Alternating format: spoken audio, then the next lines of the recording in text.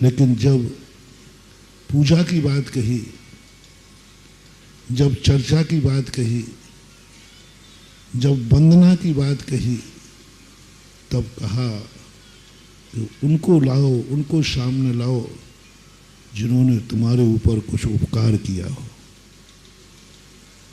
आराधना और उपासना में बहुत अंतर है। आराधना में ध्यान किया जाता है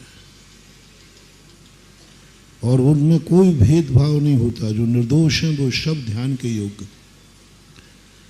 नमोकार मंत्र जपने के योग्य है, नमोकार मंत्र ध्यान के योग्य नहीं बन पाता। आज तक किसी को नमोकार मंत्र पढ़ते हुए केवल ज्ञान नहीं हुआ। यदि होता है ध्यान तो वो धर्म ध्यान होता है, शुक्ल ध्यान नहीं होता, क्योंकि उसमें कुछ विशेष लोगों को स्थान दिया गया। ताराओं के ध्यान से हमें केवल ज्ञान प्राप्त हो जाएगा, वो आराधना के योग्य हैं, ध्यान के योग्य हैं। लेकिन वे व्यक्ति पूजा के योग्य हैं, उनके मंदिर बनाए जाते हैं, उनके मंदिर बनाए जाते हैं जो सुपर प्रकाशी होते हैं, जो सारे जगत के अंधकार को मिटा देते हैं। जब प्रकाश उनका स्वयं का है, लेकिन उनकी ऐसी प्रकाश की शक्ति होती है कि वो स्वयं प्रकाशमान होते ही सारे जगत को प्रकाशित करते हैं। ऐसे व्यक्तियों के मंदिर बनते हैं, ऐसे व्यक्तियों के ऊपर ग्रंथ लिखे जाते हैं, ऐसे व्यक्तियों की पूजा की जाती है, ऐसे व्यक्तियों की वंदना की जाती है। ध्यान में और वंदना में अंतर समझना। ध्यान और वंदना, ध्यान में वंदना नहीं है और वंदना में ध्यान नहीं है। एकाग्र चिंता निरोधो वाला ध्यान, शुक्ल ध्यान की बात कर रहा हूँ। धर्म ध्यान में तो सभी आता है, पूजा पाठ भी आते हैं, लेकिन जिसे वास्तविक ध्यान कहा है तत्वार्थ सूत्रकार ने एकाग्र चिंता निरोधो ध्यानम वाली बात, वह ध्यान महान आत्माओं के ध्यान से नहीं होगा। महान आत्माओं का ध्यान करने से कभी शुक्ल ध्यान नहीं होगा, एकाग्र चिंता निरोध ध्यान नहीं होगा, क्योंकि वो महान आत्मा है। चंद्रमा का ध्यान करने से हम कभी निर्विकल्प नहीं हो पाएंगे, हम कभी भी निर्विकल्प नहीं हो पाएंगे क्योंकि हम उसके उपकारों से दब जाएंगे, हम उसके उपकार के सामने झुक जाएंगे। महान आत्माओं का, महान शक्तियों का ध्यान यदि हम करेंगे तो हम निर्विकल्प नहीं हो पाएंगे, हम उनको नमस्कार करेंगे, हम झुक जाएंगे, हम अकिंचित कर हो जाएंगे, हम उनके चरणों की धूल हो जाएंगे। वो हमसे बहुत बड़े महान हैं। इसलिए ध्यान शास्त्रों ने दो विभाजन किए। ध्यान तुम उन निर्मल आत्माओं करो जिनने तुम्हारे ऊपर कोई उपकार नहीं किया हो, जिनका कोई तुम्हारे ऊपर उपकार नहीं है, वे स्वयं अपने आप में पवित्र और निर्मल हैं। तुमसे उनका कोई ताल्लुक ना पहले था, ना आज है, ना आगे रहेगा। ऐसी आत्माओं का ध्यान करोगे तो तुम निर्मल एकाग्र चित्त हो जाओगे, तुम ऊंचाइयों को प्राप्त कर लोगे, तुम बहुत ऊंचे हो जाओगे। उतने ऊंचे हो जाओगे जितने ऊंचे जिनका तुमने ध्यान किया है वह हैं। लेकिन महान आत्माओं का यदि तुमने चंद्रमा के जैसी आत्माओं का ध्यान किया तो इनकी पूजा हो सकती है, इनका मंदिर बन सकता है, इनका गुणानुवाद कर सकते, इनके ग्रंथ लिखे जा सकते हैं, इनका ध्यान नहीं किया जा सकता। क्योंकि ध्यान जैसे हम करेंगे हमें उनके सामने अपने आप झुकने का भाव आएगा, समर्पण का भाव आएगा, दीनता का भाव आएगा, अकिंचित कर का भाव आएगा, क्योंकि वो बहुत महान है। और जहाँ भेद आ जाए आराधक का, वहाँ ध्यान नहीं बनता, वहाँ निर्विकल्पता नहीं बनती, क्योंकि आराध्य और आराधक में भेद आ गया। पूज्यवर जयसेन स्वामी समय सार की टीका में पूज्यवर अमृतचंद सूरी महाराज ने भी कहा, जहाँ आराध्य और आराधक का भेद नजर आ जाए उपकार उपकारी का भेद नजर आ जाए, वहां तुम्हारा निर्विकल्प शुद्धता नहीं बन सकती। इसलिए दो विभाग की महान आत्मा को हम तीर्थंकर का ध्यान नहीं कर सकेंगे। नमोकार मंत्र 46 गुणों से मंडित है। 46 गुण से मंडित का हम ध्यान नहीं कर पाएंगे, हम पूजा कर पाएंगे, हम उनका मंदिर बनाएंगे, हम उनसे प्राप्त करेंगे। ताराओं से हमें ना कुछ प्राप्त होना है, ना तारा तुम्हें कुछ देगा। वो मात्र अस्थि मात्र है, वो अस्तित्व मात्र है, वह स्वयं में स्थित है, स्वयं चतुष्टय में लीन है। हम लेना चाहें तो वो मिलेगा नहीं, लेना भी नहीं चाहिए। ताराओं से तुम्हें कुछ भी मिलने वाला नहीं है, इसलिए उससे मिलने का कोई भाव नहीं। तारा भी कुछ देने वाला नहीं है, क्योंकि उसकी चमक दुनिया को प्रकाशित करने के लिए नहीं है। मात्र एक अस्तित्व है, उसका ध्यान करो। जिसकी चर्चा अपन करना चाह रहे हैं, दूसरा व्यक्तित्व जो है, वे महान आत्माएं कहलाते, वे शलाका पुरुष कहलाते, वे महापुरुष कहलाते हैं, जिनको कल मैंने कहा था, जो जगत को देने का भाव करते हैं और जगत उनसे लेने का भाव करता है। आपको पूजा उसकी करना है जो तुम्हें कुछ देना चाहता है। तुम्हारे देने के लिए उसने सब कुछ पाया है, तुम्हारे लिए सब कुछ उसने किया है। ऐसे व्यक्ति की पूजा करो तो आप जो चाहते हो वह मिलेगा। उनको खोजो जिन्होंने जो कुछ भी किया जगत के लिए किया, जो कुछ किया जगत के लिए किया, उसमें से जो बचा वो हमें दे दिया, उन्होंने स्वयं खा लिया। कमाया जगत के लिए, बच गया तो स्वयं के लिए। और वो महान आत्मा, उन्होंने कमाया अपने लिए है, खाया भी अपने लिए है, उन्हें जगत से कोई मतलब नहीं। तीर्थंकर एक ऐसी ही आत्मा होते, 63 शलाका पुरुष ऐसे ही बनते।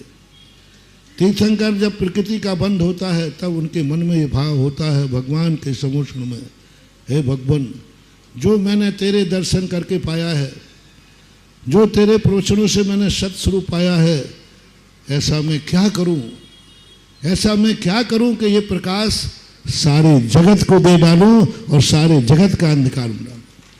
ये सत्स्वरूप सारे जगत को मिलना चाहिए, ये सत्स्वरूप का दर्शन सारे जगत को होना चाहिए। और मैं क्या करूं कि सारे जगत का अंधकार मिटा दूं, सारे जगत को दिखा दूं कि भगवान का स्वरूप ये है, इनकी वाणी ये है।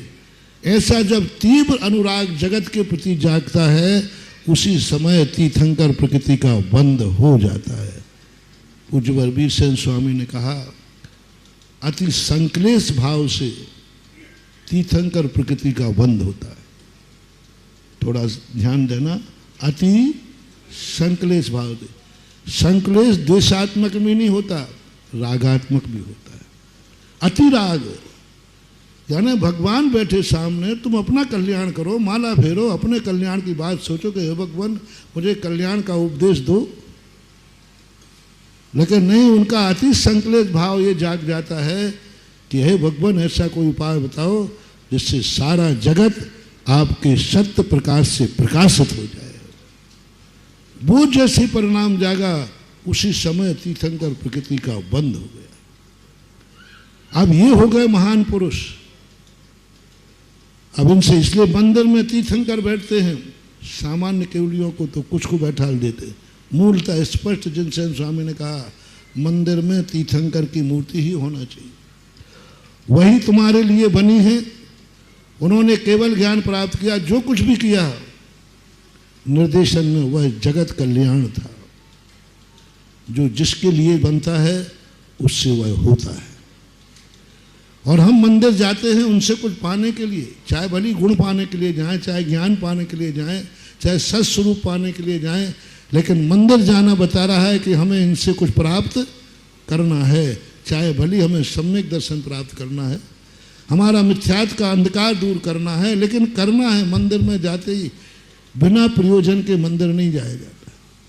और इनके पास जाते ही हमें कुछ ना कुछ लेने का भाव आता है और देते हैं, मिलता है। आज जो हमारे पास उपदेश है, आज जो हमारे पास जनवाणी है, तीर्थंकरों की है या उन महान आत्माओं की है जो केवल ज्ञान प्राप्त करके चले गए? आज जो कुछ भी है तीर्थंकरों का है। राजनीति की अपेक्षा चक्रवर्ती नारायणों का है। और कुछ महापुरुष होते हैं जैसे तीर्थंकर के माता पिता आदि, ये भी सारी जिंदगी में अपने आप में जगत के लिए कुछ ना कुछ कारण बनते हैं। तो ऐसी महान आत्माओं का जीवन चरित्र जो जगत कल्याणी होता है, उनका मुख्य उद्देश्य जगत कल्याण होता है, उसके साथ में स्वयं कल्याण भी निहित होता है। स्वयं कल्याण का निषेध नहीं है। चंद्रमा स्वयं की चमक नहीं खो रहा है, स्वयं की चमक खोए बिना सारे जगत को प्रकाश दे देता है, उसको बोलते महान आत्मा। और इसलिए अपन ने पारसनाथ को, कल भी मैंने कहा था कि पारसनाथ का एक अलग क्यों चुना गया। पारसनाथ को 3 तीर्थंकर हैं जिनको हम लोकव्यापी प्रभाव में ले सकते हैं। आदिनाथ ऋषभदेव, लोकव्यापी प्रभाव। पारसनाथ भगवान का लोकव्यापी प्रभाव, और महावीर स्वामी को भी ले सकते हैं। बाकी अन्य तीर्थंकरों में चक्रवर्ती आदि आते हैं, पर वह स्पष्ट रूप से नहीं, वे बड़े शांत परिणाम से उन्होंने अपने नियोग को पूरा किया। उन्होंने अपनी कर्म की विधा में जिंदगी जी है। लेकिन ये तीनों लोग कर्म के अनुसार क्यों कार्य नहीं किया। शांति कुंत अरहनाथ ने तो कर्म का बंध हो गया था इसलिए नियोग पूरा किया, लेकिन आदिनाथ और पारसनाथ महावीर स्वामी ने नियोग पूरा नहीं किया, लीक से हट करके जगत के कल्याण के सूत्र दिए, बहुत बड़े सूत्र दिए। तो ऐसे लोगों के ऊपर जब लेख लिखो तो आपको ये देखना है कि ये क्या देना चाहते हमें और हम क्या लेना चाहते। इतना बढ़िया विषय था भगवान के तप कल्याणक का जो कल बांचा गया था, लेकिन मुझे खेद है कि लेख इतना विकृत था कि वो बांचने योग्य नहीं था। पूर्ण गरिमा से रहित था। ना लेखक ने आगम पढ़ा है, ना लेखक ने शास्त्र पढ़ा है, ना लेखक पारसनाथ को समझा है, और ना वह सम्यक की कोई भूमिका निभा पाया। इतना बड़ा तप कल्याणक का विषय था, असाधारण विषय, जो 24 तीर्थंकरों के तप कल्याणक में नहीं पाया गया। 24 तीर्थंकरों के तप कल्याणक में नहीं पाया गया। पहला प्रसंग था तप कल्याणक का। आज तक किसी तीर्थंकर को किसी महान व्यक्ति के चरित्र सुनकर के वैराग्य नहीं हुआ। नीलांजना, मृत्यु को प्राप्त, बादल का विघटन होना, सब मिले, लेकिन किसी महापुरुष के चरित्र को सुनकर महापुरुष को वैराग्य हो जाए। महापुरुष यानी ऋषभदेव, जो अयोध्या का वर्णन आया था ना, आप लोगों ने भी बांचा था। महापुरुष का चरित्र सुनकर के और वैराग्य को प्राप्त होना, ये बहुत बड़ी चीज है। और करुणा से, दया से भर करके वैराग्य होना, ये 2 प्रसंग आते हैं पारसनाथ के संबंध में। एक नाग नागिन के संबंध में आता है जब बचाया है, और एक सबसे बड़ा विशेषता जो पारसनाथ की थी 63 सलाह का पुरुष। दूसरी विशेषता तब कल्याणक की थी, आज तक किसी भी तीर्थंकर को, मुनिराज को पढ़ाते समय क्या प्रयोग किया जाता है, कैसे पढ़ाया जाता है, पहली बार किसी आगम में मिला है पारसनाथ के जीवन में कि राजा ने अष्टमंगल द्रव्य से पड़गाहन किया। आज तक बहुत सारे मुनिराजों को हमें सब कुछ मिले, सब व्रत पर संख्यान तो मिलता है विधि का, लेकिन किसी तीर्थंकर के संबंध में यह नहीं मिला कि इनकी विधि क्या थी। क्या विधि थी ऋषभदेव की, क्या विधि थी अजितनाथ की, कैसे पड़गाया, हाथ जोड़ के खड़े हो गए कि नारियल लिए थे कि कोई फल लिए थे, क्या लिए थे, ये कहीं किसी तीर्थंकर के काल में हमें नहीं, किसी तीर्थंकर के पड़गाहन में नहीं मिला। लेकिन पारसनाथ के पड़गाहन में पूज्य गुणभद्राचार्य ने अष्टमंगल द्रव्य के पड़गाहन किया। ये तप कल्याणक की असाधारण विशेषता। इसी तप कल्याणक में आज तक किसी ज्योतिष देव ने तीर्थंकर पर उपसर्ग नहीं किया, ज्योतिष देव, और यहाँ ज्योतिष देव के द्वारा उपसर्ग हुआ। आज तक किसी तीर्थंकर का उपसर्ग तो हुआ है, लेकिन कोई देव उनकी रक्षा करने नहीं आया। महावीर के स्वामी के संबंध में एक प्रकीर्ण रूप से कहीं संकेत मिलता है, लेकिन वो भी स्पष्ट रूप से नहीं। देवता उपसर्ग करने तो आया है, महावीर स्वामी को भी आया, सुपार्श्वनाथ भगवान को भी उपसर्ग आया, लेकिन कोई बचाने आया हो, कोई देवता ने आकर उपसर्ग का निवारण किया हो, ये असाधारण विशेषता पारसनाथ के तप कल्याणक की है। उपसर्ग पर आकर के निवारण करने के लिए बचाया हो। उपसर्ग करने वाले तो ये तीर्थंकरों पर, 3 तीर्थंकरों पर उपसर्ग की बात आती है। ऋषभ देव को भी लेते हैं 4, क्योंकि कर्मकृत उपसर्ग उनको 7 महीने 8 दिन उनको निराहार घूमना पड़ा, तो वो भी आते 4। बाकी और कुछ नहीं आता, लेकिन उसमें देवता ने उपसर्ग किया हो। ज्योतिष देव ने हमेशा उपसर्ग करने वाले व्यंतर और भवनवासी देव होते ज़्यादातर, लेकिन ज्योतिष देव ने उपसर्ग किया, और वो भी 10 भावों के बैरी ने उपसर्ग किया। सभी तीर्थंकरों के 10 भाव का बैरी कोई किसी के, कल भी मैंने कहा था, कोई तीर्थंकर का 10 भाव का बैरी पीछे नहीं पड़ा। और धरणेन्द्र पद्मावती का उनका उपसर्ग निवारण करना, यहाँ इतनी बड़ा आप प्रकट कर सकते हो। क्या धरणेन्द्र पद्मावती आकर के उस संबर जाति के देव को, संबर ही नाम है, हाँ नाम आगे पीछे हो जाता है, उस देव को आकर के फटकार सकते थे, मना कर सकते थे, तुम ये क्या कर रहे हो, क्यों नहीं फटकारा? उसको रोक सकते थे, धर्मेंद्र था, इंद्र था, रोका क्यों नहीं? क्योंकि ज्योतिष देव भवनवासी और व्यंतर से बड़ा होता है। व्यंतर, भवनवासी और ज्योतिष बड़ा होता है, तो छोटा देव बड़े देव को रोक नहीं सकता, बात जिसको कर रहा है उसको बचा सकता है। जैसे आपको कोई पिता बेटे को मार रहा हो और आपको बचाने का भाव आए, तो क्या करोगे? आप उसको रोक तो पाओगे नहीं, क्या करोगे? तो ये सबसे बड़ा वहाँ दिया जा सकता है कि धरणेन्द्र पद्मावती ने वहाँ ज्योतिष देव को रोका नहीं, क्योंकि वो बड़ा था, रोक नहीं सकते थे, लेकिन अपने आराध्य का बचाव किया, और बचा करके उनका जो भी व्यवस्था हुई, और उसी समय उनको केवल ज्ञान हुआ। आज तक किसी तीर्थंकर के उपसर्ग करने वाले को वो समर्पित नहीं हुआ, लेकिन कमठ समर्पित हुआ। केवल ज्ञान के बाद वह समर्पित हुआ। और सबसे बड़ी बात है, केवल ज्ञान के बाद प्रभावित होकर के कमठ का सबसे बड़ा प्रभाव 700 तापसियों के द्वारा समर्पण किया। जब कमठ का समर्पण हुआ, उसके साथ 700 तापसी और थे, और 700 तापसियों ने भगवान के केवल ज्ञान के बाद उनकी प्रदक्षिणा लगाई। महावीर स्वामी के 500 का उल्लेख मिलता है, इंद्रभूति, गौतम आदि के। वो उनकी अलग अलग व्यवस्था है। वो केवल ज्ञान हो चुका था, केवल ज्ञान के बाद समर्पित हुआ था इंद्रभूति 66 दिन तक, जब केवल ज्ञान की धुनी नहीं खिली। लेकिन यहाँ तो तब कल्याण की बात है कि जब उस समय उपसर्ग निवारण हुआ, उस उपसर्ग निवारण के समय ही 700 तापसियों के साथ उनने भगवान की प्रदक्षिणा लगा करके समर्पण किया।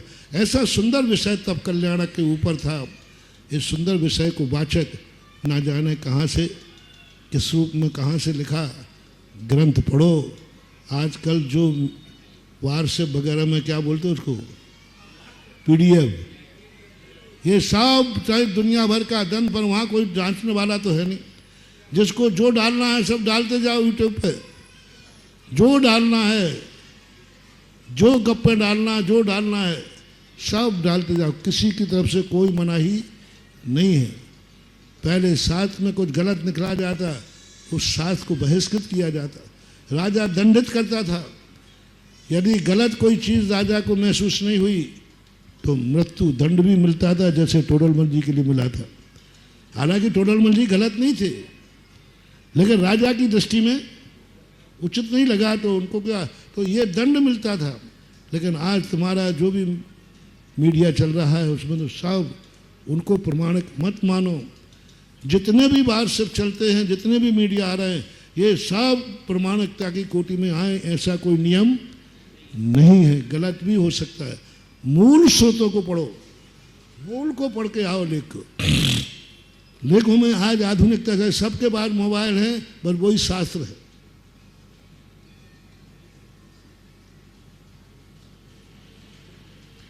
तो तब कल्याणक के ऊपर, ज्ञान कल्याणक पे जरूर भगवान पारसनाथ का कोई विशेष अपने आप में वहाँ उल्लेख नहीं मिला। फिर भी उनके उपदेश जो थे वो जो सामान्य थे, जो एक सामान्य तीर्थंकर के होते हैं। तीसरा निर्माण कल्याणक पे और सम्मेद शिखर का जो लेख था, उसमें निर्माण कल्याणक में भी कोई ज़्यादा कोई नई विधि, नई उत्पत्ति का वहाँ कोई उल्लेख नहीं किया। साधारण रूप से कुछ उल्लेख किए हैं जो कि सभी के साथ, लेकिन सम्मेद शिखर के संबंध में जो वहाँ बात थी, आज सम्मेद शिखर बहुत विचारणीय है।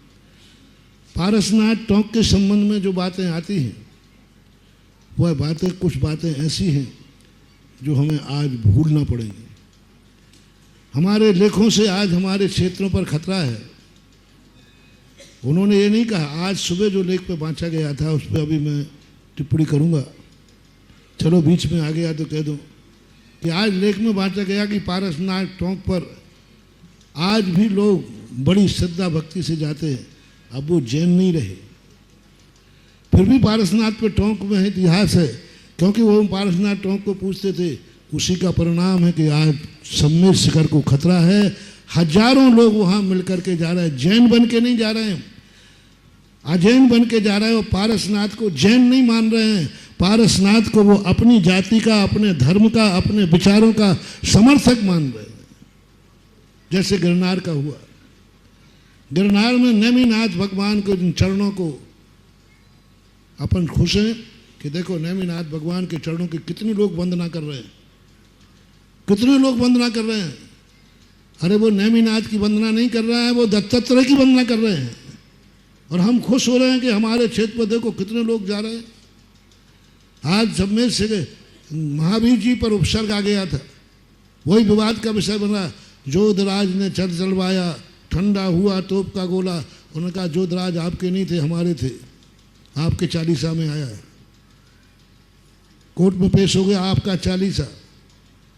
आपने ये कहा कि देखो गोला चला था, वो ठंडा पड़ गया। किस पे ठंडा पड़ गया? वो ये थे, इसका अर्थ वो आराधक थे।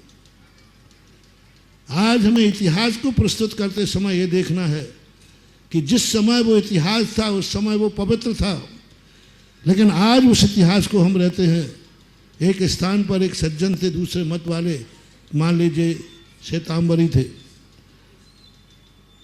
एक स्थान की घटना नाम लिए बता रहा हूँ। उन्होंने कहा कि यहाँ कोई पूजा के द्रव्य नहीं, पूजन करने वाला नहीं है। गरीब लोग थे, समाज थी नहीं, तो उन्होंने कह दिया हमारी तरफ से सारी पूजन, हमारी द्रव्य सामग्री हमारी तरफ से, पुजारी का वेतन हमारी तरफ से। और वो एक सज्जन प्रति वर्ष अपनी द्रव्य भेजता, पूछा देता और कहता भाई लिख के दे देना कि हमारा पुजारा और वेतन आ गया। लिख करके चला गया, वो मर गया।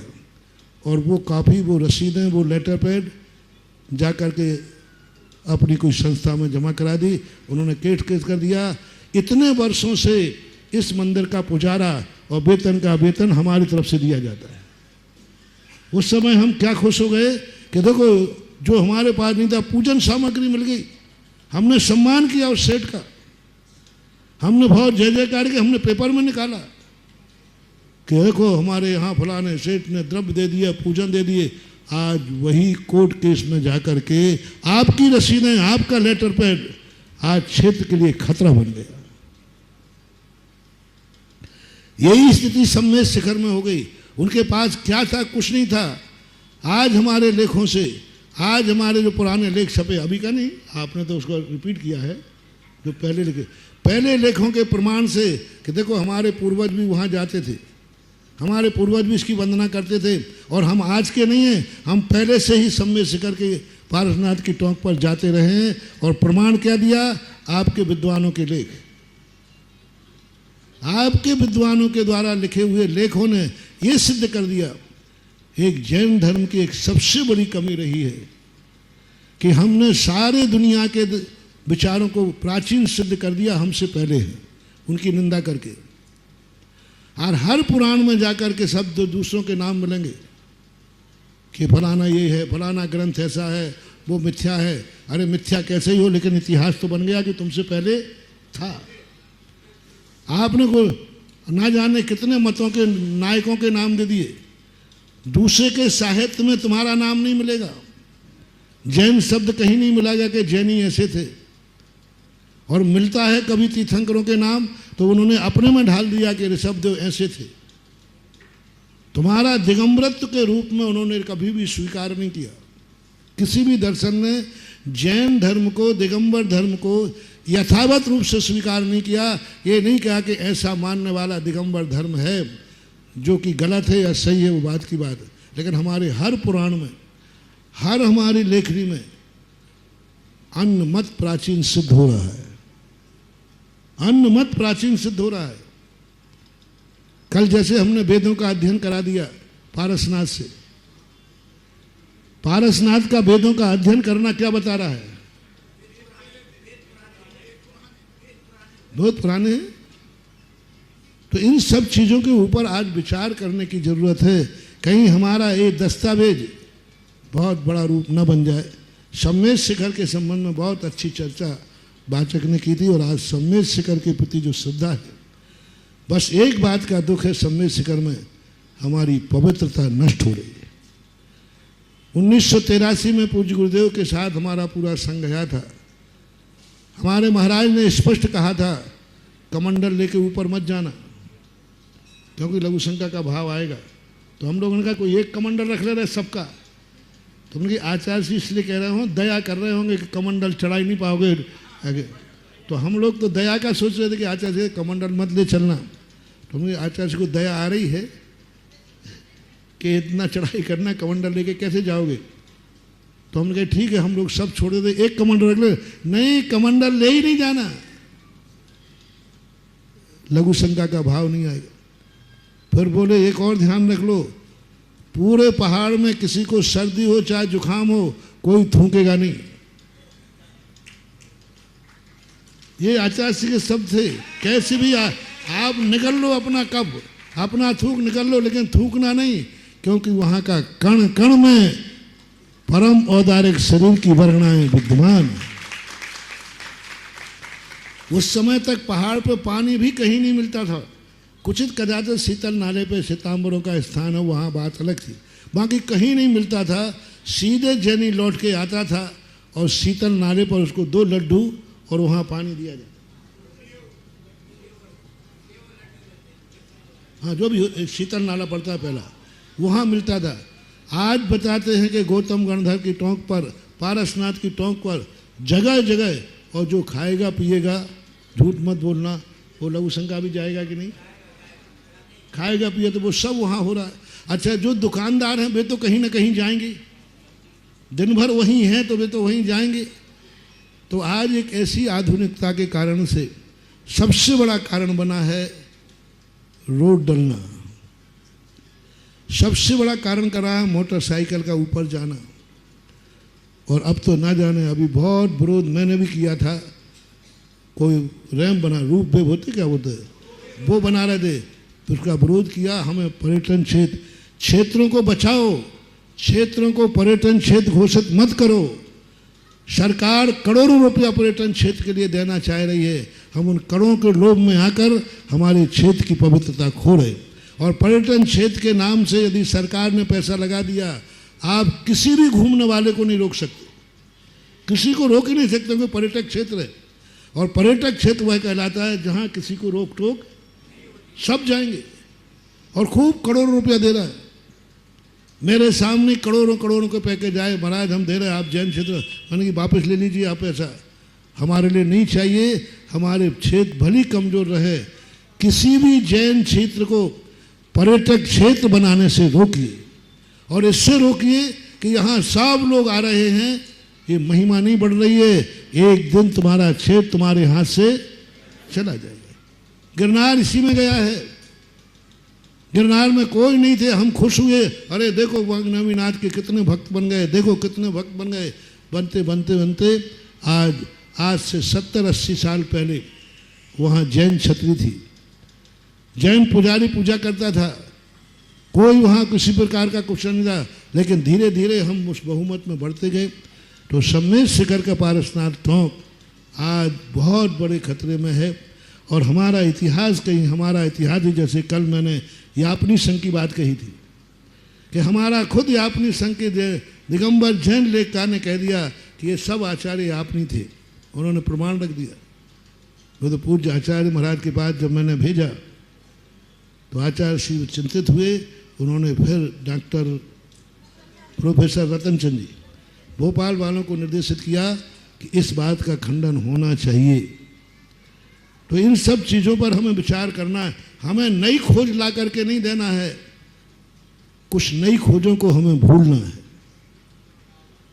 कुछ नए इतिहास हमें खोजकर दुनिया के सामने नहीं लाना है, कुछ इतिहासों को हमें दफनाना है। और वही स्थिति आज पूर्वी भारत में जो अभी बात कही गई, पारसनाथ के अनुयायी की बात कही गई, आगम में कहीं भी ऐसा उल्लेख नहीं मिला जो आज वर्तमान के इतिहास लोग खोज रहे हैं। आज वर्तमान में हम इतिहास का खोज करके जो लिखा है, चाहे ज्योतिष प्रसाद जी ने लिखा हो, चाहे किसी ने लिखा हो, उसकी प्रमाणिकता कोई आगम होना चाहिए, उसकी प्रमाणिकता सामने वाले का आगम होना चाहिए, मूल होना चाहिए। माँ तकरे पारसनाथ का गोत्र मिल गया तो हम ये कह सकते हैं कि ये पारसनाथ के वंशज थे, आज उससे वो च्युत हो चुके हैं। लेकिन उनका अधिकार इसलिए है कि नहीं, ये सब चीज़ें विचारणीय बन जाना चाहिए। इतिहास के लिए बहुत कहीं हमारा इतिहास कोर्ट में रेफरेंस बन करके हमारे क्षेत्र को न गंवा दे, इस पर हमें बहुत विचार करने की ज़रूरत है। बौद्ध दर्शन में भी जो पारसनाथ का आया, जो शायद विजय जी का लेख था, तो उसमें अंदर जो पारसनाथ का प्रभाव रहा तो है। कौन सा एक देश है जहाँ पारसनाथ की बहुत,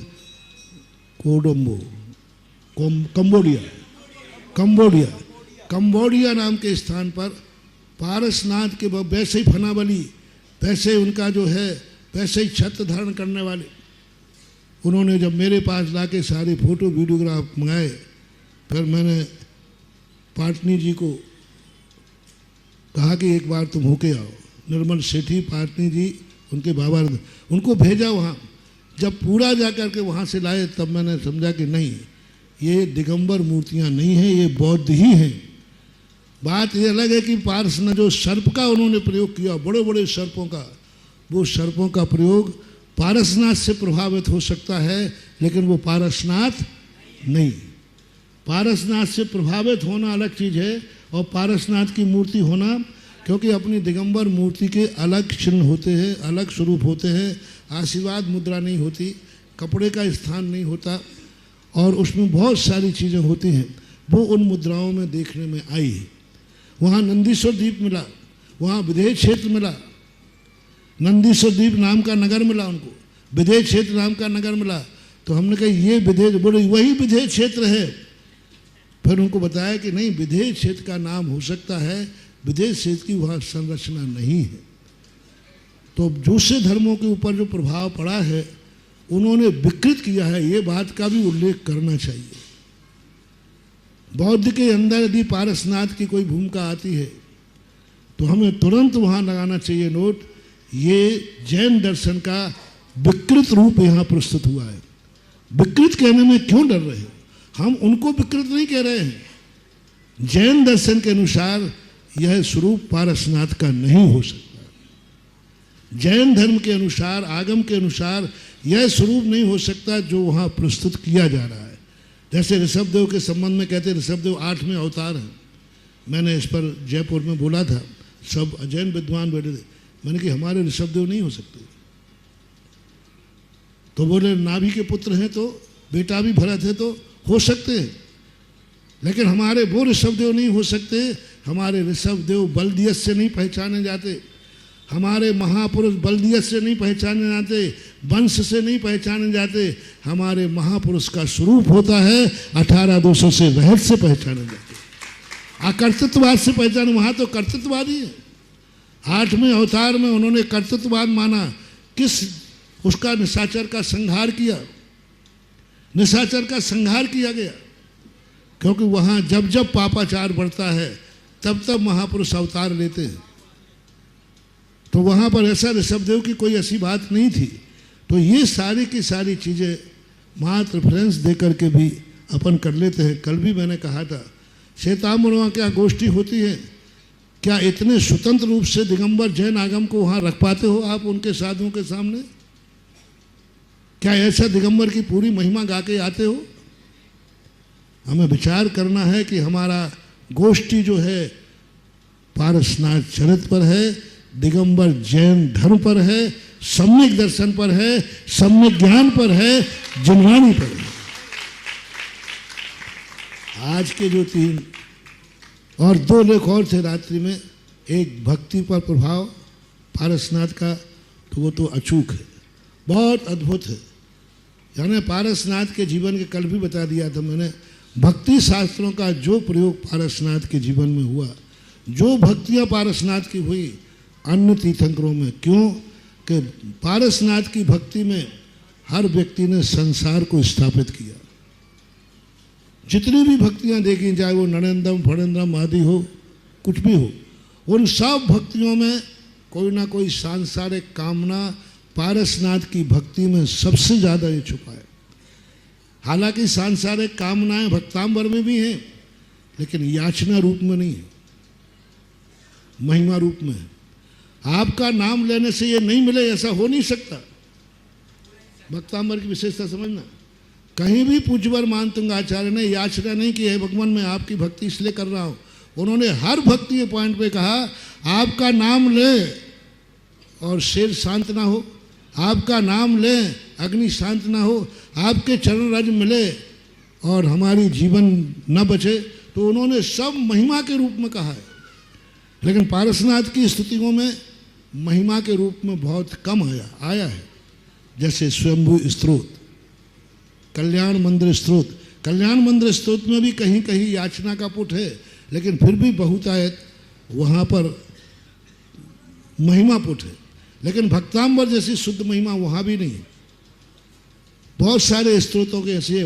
तो आज सबसे ज़्यादा भक्ति सब में भगवान की कामना रूप, याचना रूप, सांसारिक याचना रूप परिणति ज़्यादा देखने में आई है। संकट मोचक की भक्तियों में संकट मोचकता की बात ज़्यादा पारसनाथ में आई, याचना के रूप में आई। जब से आपकी पूजा में सुख संपत्ति शुद्ध संपत्ति तुरंत ही हुई, इधर नाम लो तुरंत ही हुई। तो ये प्रति भक्ति शास्त्रों का रूप था। और जो ऐतिहासिक जो हिंदी शास्त्रों में पारसनाथ का जो लेख था वो तो अपन देख ही रहे हैं कि हिंदियों में भी पारसनाथ बहुत छाए हुए हैं और हिंदी साहित्य भी लिखे गए। कुछ गुटके आदि के नाम उन्होंने प्रस्तुत किए थे। आज जो 3 लोग बाँचे गए, मैं कहता हूँ तीनों शस्त्रों की अपेक्षा आज तीनों लेख में तो लगा कि ये विद्युत संगोष्ठी हो रही है। और उसमें इतना और बुरा नहीं मानना, तीनों लोगों में सबसे श्रेष्ठ लेख रहा है डॉक्टर जय कुमार का, जिसमें ठोसता थी। बुरा नहीं मानना, मैं दूसरों को पहले ही डिक्टेशन में रख दिया सब क्या, लेकिन एक उपलब्धि की बात है। कोई ज़रूर नहीं है कि बाप के कथन में उपलब्धि हो, कभी कभी बेटे से भी, कभी कभी बेटे भी नहीं कर पाए, पिता से भी, दादा से मिल जाता। तो एक प्रमाणिकता थी, एक मूल स्रोत था, एक गरिमा थी, सम्यक दर्शन की रक्षा थी। जो ये कहते हैं कि ये ग्रंथ प्रमाणिक है, जैन आगम से उन्हीं के साथ से अप्रमाणिक सिद्ध करना, ये वही कर सकता है। अब जय कुमार को मैंने खाली हाथ तो देखा, कभी बिना कपड़ों में नहीं देखा। सीना में बाल है जय कुमार, अब देखो मैंने कभी देखा नहीं, मेरे में तो है। और इसी के बल पर मैं जो कुछ कहता हूँ, कहते ना सीने में बाल हो तो कहो, तो हिम्मत से कहना पड़ता है कि आज उन्हीं के मत से जो आज पारसनाथ और बांसुरी भगवान का जो कथन किया गया, एक कितनी बड़ी सी उपलब्धि हुई है कि आज उन्हीं के साथियों से, उन्हीं के लेखक से हमने अपने सम्यक दर्शन की रक्षा कर दी और हमने अपने जैनागम को, जनवाणी को अपने आप सिद्ध कर दिया कि आप भी वही कह रहे हैं, बाद में आपने इसको परिवर्तित कर दिया। तो मूल श्लोकों के साथ जाएं, दूसरे दर्शन पे भी हम रेफरेंस दें, लेखों से नहीं, पीडीएफ से नहीं, इंटरनेट से निकाल के नहीं, हमें उनका मूल ग्रंथ पढ़ना चाहिए कि मूल ग्रंथ में क्या लिखा हुआ है। चाहे किसी भी दर्शन का रेफरेंस दें, हम लेख से लेख तैयार कर रहे हैं। आज लेख आप लोग बांटते हो, लेख से लेख तैयार करते, पुराने 3-4 लेख कर लिए और उनमें से कटिंग कर करके और एक नया लेख बना दिया। आप अपना भी प्राचीन लेख का उपयोग न करें, आपका खुद का है, आपका खुद का पुराना लेख रखा है, उसकी नकल न करें। आप नया लेख लिखें, आपको खुद लगेगा कि हमें कुछ नया मिला है। पूज्य गुरुदेव की विधा बता रहा हूँ, उन्होंने द्रव्य संग्रह का एक अनुवाद किया होगा, हम लोगों को मिल गया। बहुत पहले जब शुरू में आचार्य जी थे, उन्होंने द्रव्य संग्रह का अनुवाद किया था, हम लोगों को मिल गया। तो हमने कहा आचार्य जी एक मिला आपका, बहुत बोले कहाँ मिल गया? उन्होंने कहा मिल गया, इसको प्रकाशित करें। बोले ये तो बहुत पुराना, जब हम राजस्थान में थे उस समय लिखा गया है, उस समय किया। अब रुको, इसको रुको। फिर आचार्य जी ने दोबारा द्रव्य संग्रह का अनुवाद किया, वो लिया ही नहीं हमसे। बोले अब तुम दोनों पढ़ो, जो अच्छा लगे उसको प्रकाशित कर देना। तो दोनों को जब पढ़ा हम लोगों ने, इतना अंतर। बोले ये 30 साल पहले बालक बुद्धि का अनुवाद था जो सीख रहा था, और अब ये इतने साल बाद अनुभव, स्वाध्याय, फिर दूसरा जो किया, वे दोनों अनुवाद देखने लायक थे। आपको जितने बार आप कहेंगे, मैं तो यही विधा अपनाता हूँ, एक ही विषय पर हमारे पास जिज्ञासा में 10 बार प्रश्न आते हैं, लोग परेशान हैं कि महाराज 10 उत्तर सही क्या है। एक व्यक्ति मेरे पास आ गया, भक्तांबर पर मैंने प्रवचन दिए जबलपुर में, फिर दिए गुना में, फिर दिए ललितपुर में, वो तीनों लेके एक श्लोक के कैसे ले। बोले महाराज ये आपके ही प्रवचन मैंने कहा है, इन तीनों में से सही क्या है? आप जबलपुर में कुछ बोल रहे हो और ललितपुर में कुछ बोल रहे हो और यहाँ कुछ बोल रहे हो। हमने कहा भाई चौथी बार मत बुलवा, नहीं तो और आफत हो जाएगी। उपयोग है, नहीं गया उस समय, उस चीज पर नहीं ध्यान में आया। उपयोग बदलता रहता है। मेरा हर विद्वान से कहना है, पुराना लेख प्रयोग मत करो, रेफरेंस के लिए मत उनको लो, बाद में पहले अपना स्वयं का मत, स्वयं की खोज। आज के दिन तुमने जब तुम्हारे पास लेख मिला, उसके बाद तुमने दिमाग ने क्या खोजा, वो खोज बताओ जो मैं जिंदगी में नहीं खोज पाया, जो इस गोष्ठी में मैंने खोजा है। उसके लिए सपोर्ट में फिर आप संदर्भ दीजिए कि जो मुझे आज मिला, ये भाव उस पक्ष में भी आया, उस पक्ष में भी आया। मूल काफी कभी नहीं भूलना, मूल दिगंबर कभी मत भूलना। मैंने तुमसे कल भी कहा था, राष्ट्रपति बन करके तुम विद्वान बनो। विद्वान किसी भी पार्टी का नहीं होता है, लेकिन वोट किसी एक पार्टी को ही देना पड़ता है। इसलिए अंतरंग से तुम्हारा धर्म पक्का करो। स्टेजों में तुम जाओ तो सबके प्रति व्यवहार, लेकिन वहाँ पर अपना मूल स्वरूप, जब वोट देने की बात आए तो अंतिम लेख में निर्णय आना चाहिए। इस अपेक्षा से यह लेख की स्थिति है। तो लोक व्यापी प्रभाव जो हमने पूछा था डॉक्टर अशोक जी से कि उनका धार्मिक प्रभाव तो देखा गया, लेकिन जैसे महावीर स्वामी के और ऋषभ देव के उपदेशों का प्रभाव, महावीर स्वामी का धार्मिक प्रभाव कम है, लोक व्यापी, उपदेशों का प्रभाव ज़्यादा है। महावीर स्वामी की जो उनके उपदेश शैली थी, उसका प्रभाव सारे संप्रदायों पर, अन्य लोगों पर अच्छा और बुरा दोनों पड़ा। लेकिन पारसनाथ का ऐसा जिनवाणी का प्रभाव या उनके उद्बोधन का प्रभाव कोई लोक व्यापी रहा हो, ऐसा पारसनाथ पुराणों को देख करके ऐसा नहीं कहा। सकल कीर्ति महाराज ने कुछ उपदेश का प्रयोग किया है लेकिन उन्होंने ऐसा प्रभावात्मक कोई नई चीज़ नहीं दी जो कि अन्य तीर्थंकरों ने नहीं बोली हो। एक सैद्धांतिक रूप लेकर के उन्होंने भगवान की वाणी को प्रस्तुत किया है। कोई नया रूप नहीं, जैसे महावीर स्वामी का सूत्र था जियो और जीने दो, अहिंसा की मुख्यता, और भी जो महावीर की वाणी मोक्ष को दे जाने वाली कम थी, संसार को सुधारने वाली ज़्यादा थी। दूसरे लेख में जो चतुर आयाम की चर्चा की, वस्तुतः ये चतुर आयाम, आज जितना अपन कहते हैं कि पारसनाथ चतुर आयाम के समर्थक थे या बौद्धों में था, ये चतुर आयाम नहीं था, ये संक्षेपीकरण था। धीरे धीरे करके संक्षेप कथन किया जाता है। पहले कथन थोड़ा सा था, कहीं भी इतना विस्तार नहीं था। ऋषभदेव के समय ऋषभदेव ने दीक्षा ली, उस समय पीछे नहीं थी। 28 मुद्रणों का संस्कार नहीं था, कोई दीक्षा विधि नहीं थी, संक्षेपीकरण था। मैं संपूर्ण प्रकार के परिग्रहों का त्याग करता हूँ, मैं संपूर्ण प्रकार के परिग्रहों का त्याग करता हूँ। उसमें अलग से नहीं लिखना था हिरण सुवर्ण धन धान दासी दास कुप, 10 कहने की जरूरत नहीं थी, 10 थे ही नहीं भेद।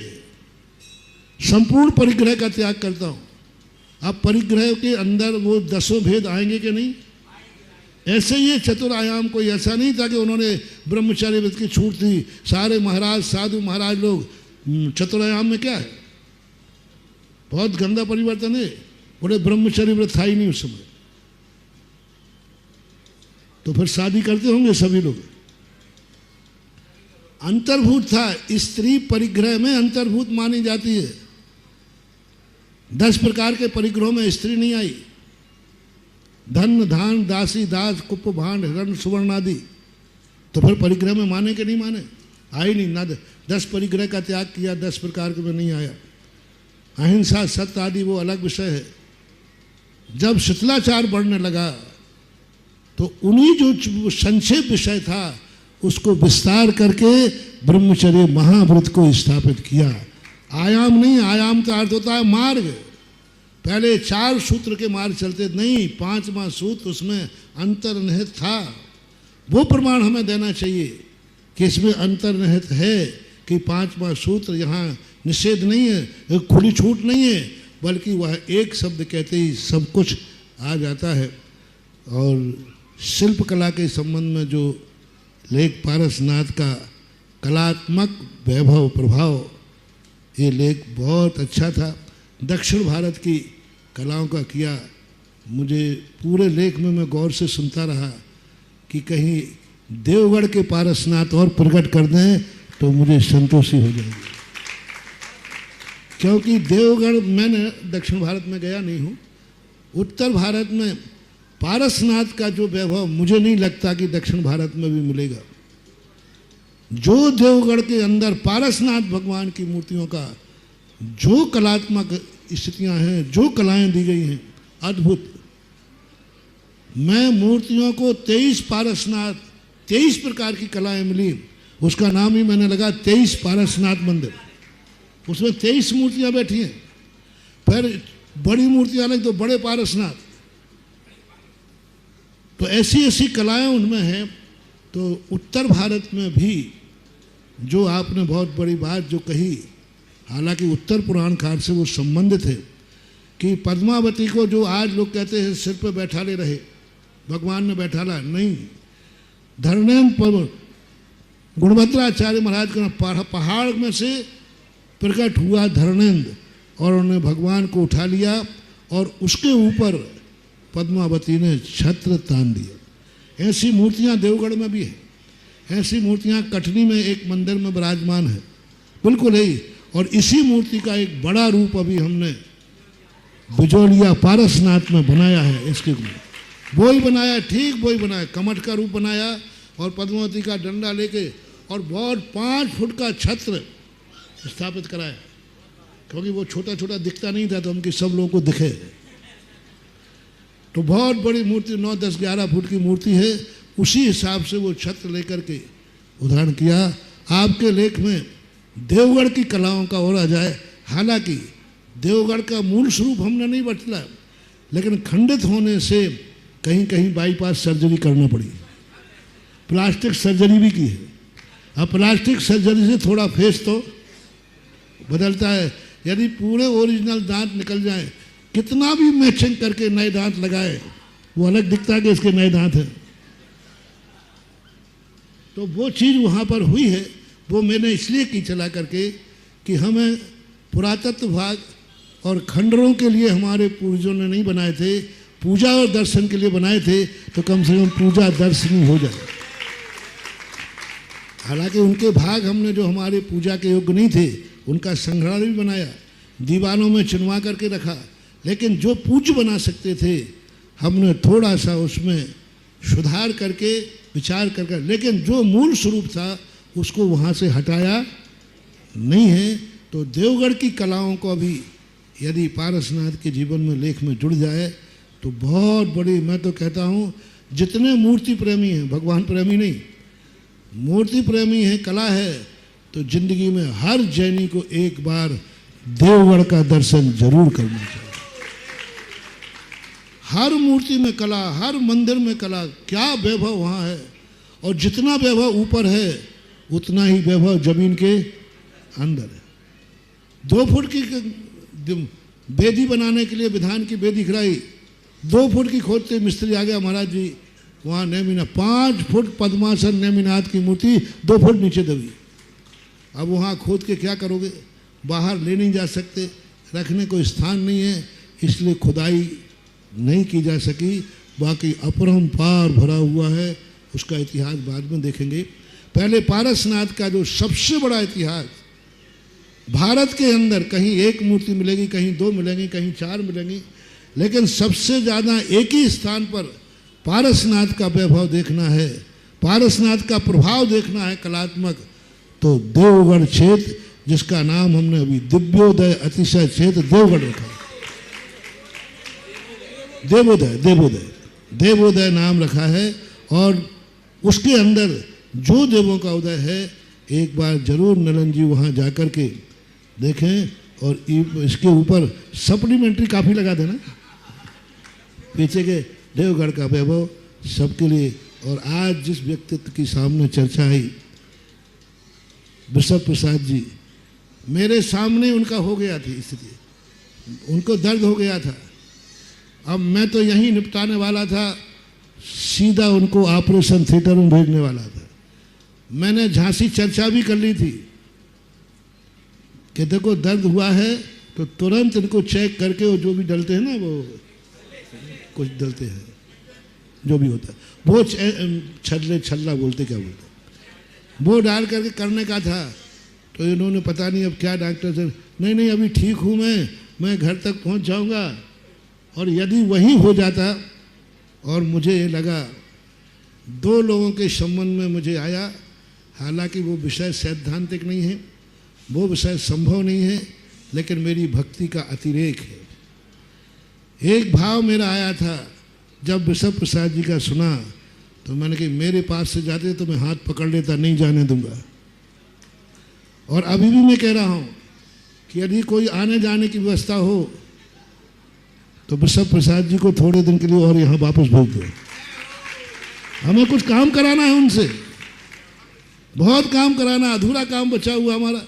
इतना बढ़िया काम, महापुराण का अनुवाद कर रहे थे, वो बचाए।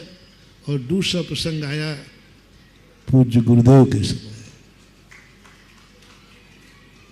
हम नहीं कह सकते गुरुदेव को जाने का समय था और उनका पूर्ण नहीं। आज आचार्य विद्यासागर महाराज के अभाव में उनका अभाव कितना खलता है। यदि बस चलता तो यमराज को भी ललकार देता और आचार्य का हाथ पकड़ लेता, नहीं जाने दूंगा। ये भक्ति का, मैंने पहले ही कहा, ये भक्ति का। और आज भी कह रहा हूँ, हे देवताओं, हे प्रकृति, कोई ले दे करके व्यवस्था बनती हो, कोई ले दे करके व्यवस्था बनती हो, तो मेरे पूज्य गुरुदेव को अभी कुछ दिन के लिए और इस दुनिया में भेज दो।